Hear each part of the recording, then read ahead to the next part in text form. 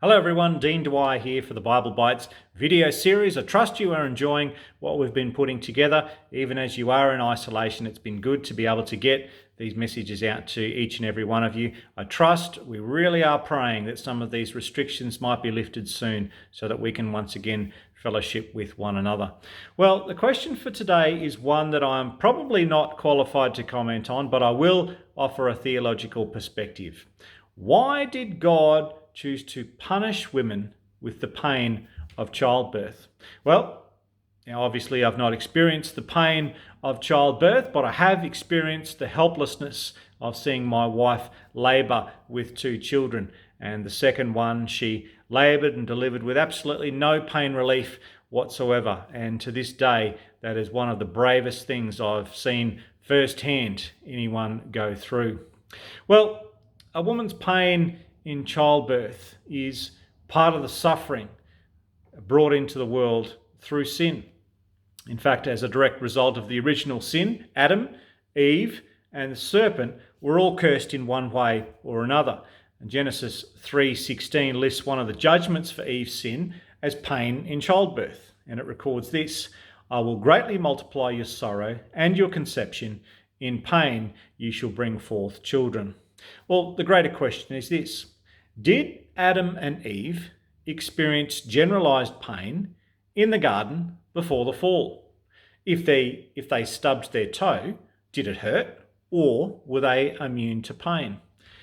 Well, the question's controversial. You might have your own views on it. To me, and given Eve's example, it appears that even before the fall, there would have been some pain in childbirth. In the English Standard Version of the Bible, it records God as saying, "I will greatly multiply your pain in childbirth," in which that passage uses a Hebrew word meaning to increase.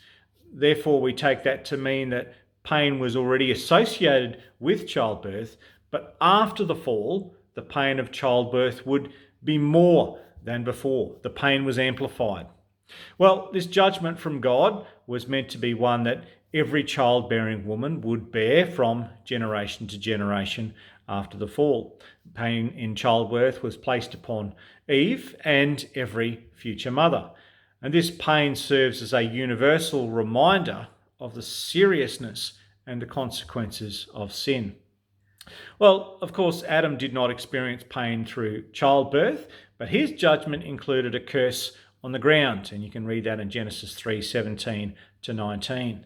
In the Garden of Eden, we know that food was plentiful without laborious farming, but after his sin, Adam spent the rest of his life working to provide food for himself and his family.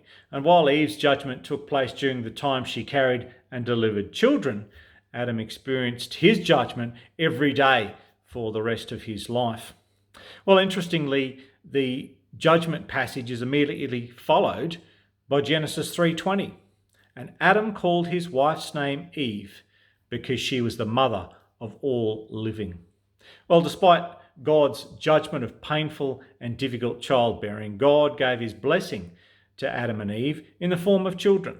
And this demonstrates to us that even in judgment, there is God's mercy. Eve took on the role of mother of all living. In the pain of childbirth, she would also receive a blessing, a happy, healthy child. Well, certainly Genesis 3 does not provide every detail regarding why Eve was judged with increased pain in childbirth, but we do know that this judgment impacted the rest of Eve's life, and it serves as an ongoing reminder of the consequences and the seriousness of sin. So I trust that answers the question. Until next time, God bless and stay safe.